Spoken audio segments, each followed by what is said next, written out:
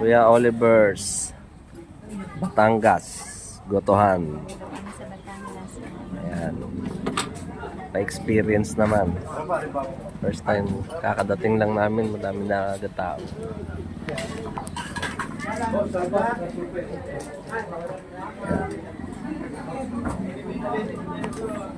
Siyempre,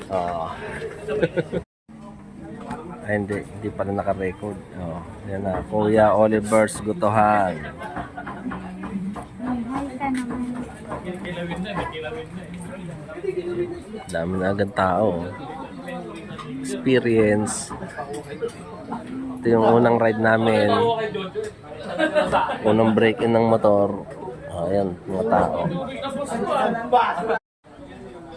Grabe yung ano, yung sabaw, isang pitchil. Ito, good for 6 person.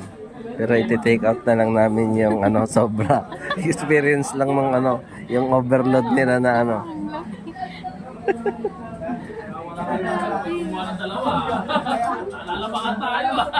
Hindi pala unli rice dito. Anli sabaw lang. Unli sabaw. So guys, dito kami sa ano, Batangas. Sa may ano, Kuya Oliver's Gotohan. Dinayo pa namin. Ito naman yung ano, tikman ko yung sabaw.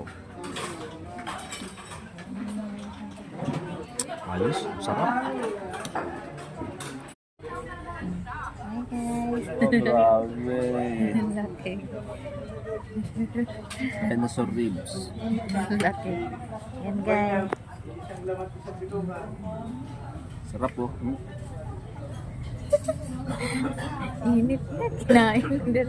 Lagay mo na doon. Grabe yung lambot.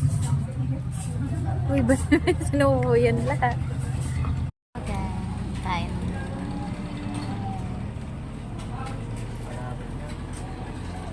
Ayun mo si ate. Ayun mo si ate. Sabihin mo soft drinks. Ayun, oh. Siya yung kanina eh.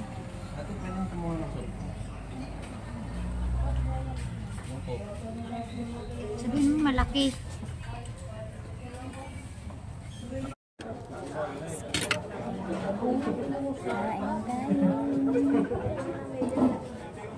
Huwag mo bitawan mo lang.